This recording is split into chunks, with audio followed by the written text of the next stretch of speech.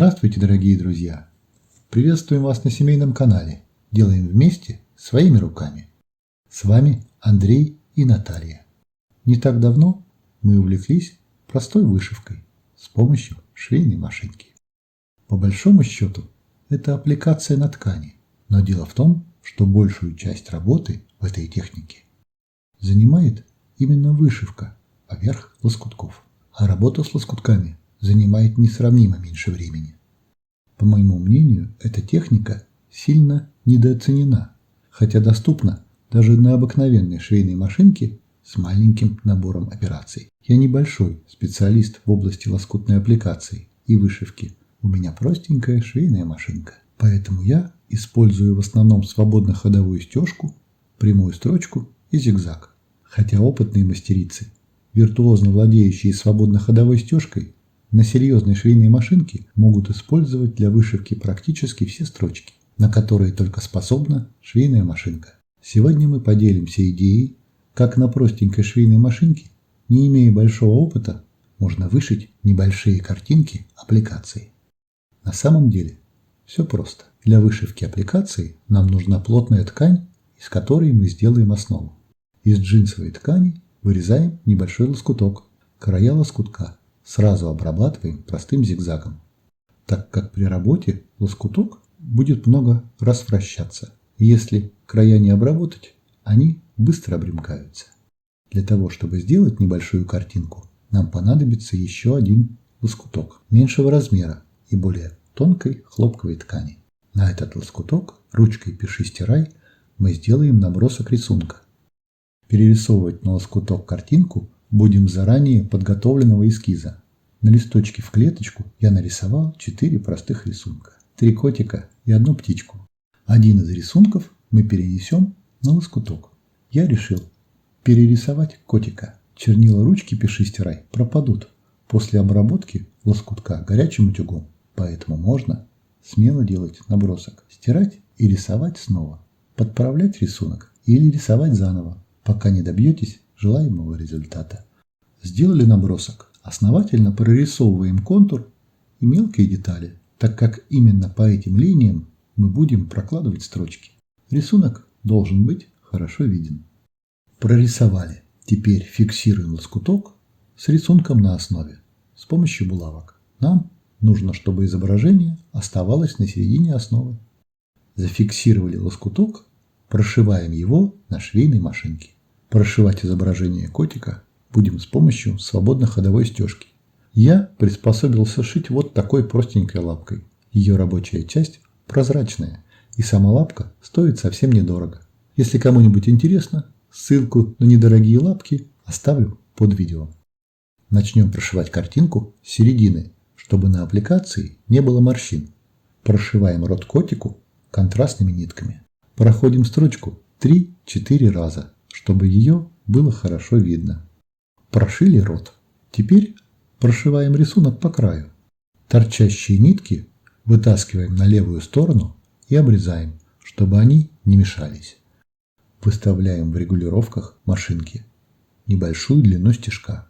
Первую строчку прокладываем просто по рисунку. Второй и третий будем закрывать, сглаживать те места, где рука дрогнет и строчка окажется неровной. Я еще учусь работать со свободно-ходовой стежкой, поэтому, чтобы строчка была поровнее, разворачиваю ткань, чтобы лучше контролировать строчку. Удобнее всего прокладывать строчку по прямой, на себя или от себя. Усы кота тоже проходим непрерывной строчкой, пока на один раз. Будем проходить второй раз, тогда и подровняем.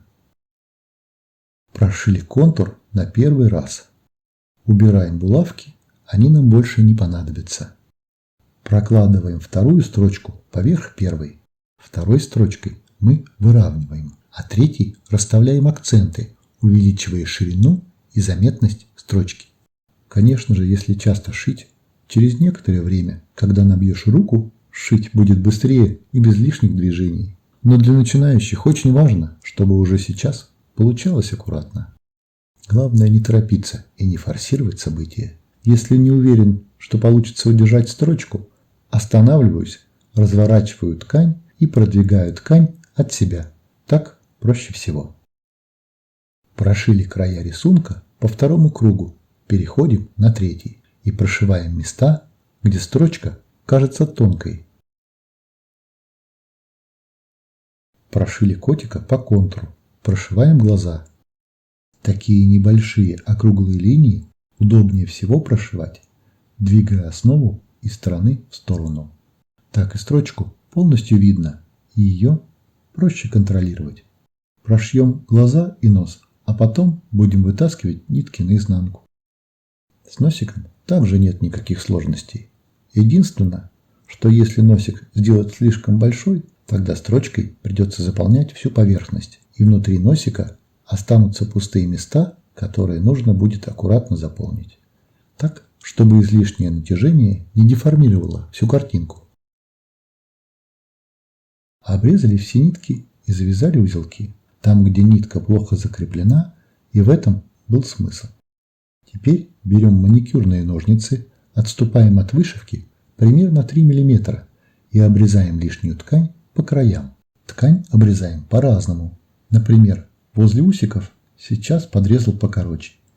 Предыдущий вариант, где оставлял ткани побольше, мне кажется более удачным.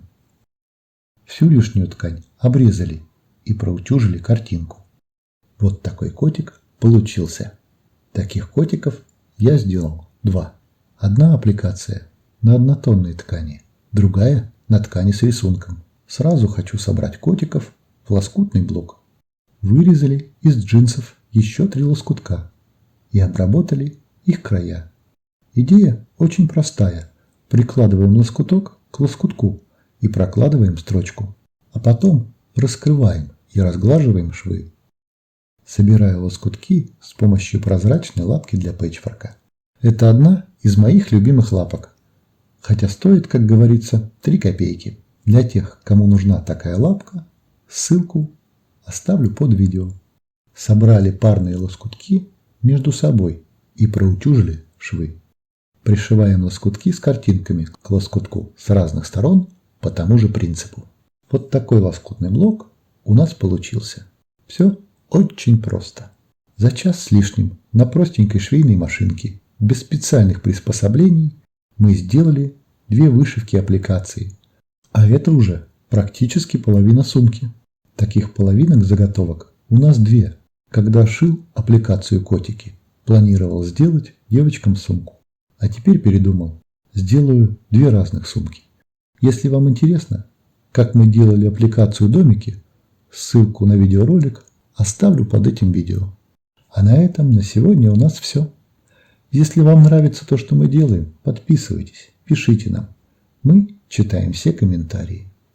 Всего вам доброго. До свидания.